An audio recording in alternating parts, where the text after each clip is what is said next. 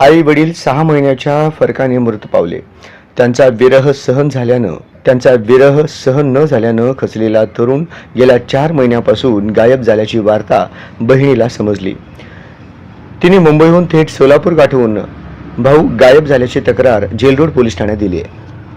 अजय सुधीर गांगुर्डे, वय 36, न्यू पाछापेठ, सोलापूर असं गायब झालेल्या तरुणाचं नाव आहे.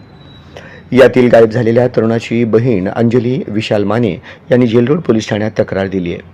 यातील तरुणाचे वडील हे पोलीस सेवेत होते. 2021 साली ते निवृत्त झाले.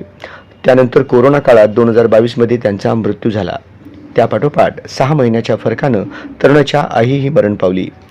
गायब झालेला अजय आणि अर्जदार अंजली हे दोघेच बहीण भाऊ असल्याचे समोर आले. आई वडिलांच्या मृत्यूनं खचलेला तरुण एकट्याच घरात राहत होता. कारखान्यामध्ये वॉचमॅनची नोकरी करून त्याची गुजराण सुरू होती. तो फारसे कोणाशी बोलतही नव्हता. अधूनमधून मुंबईत असलेल्या बहिणीचे त्याच्याशी बोलणे होत असे.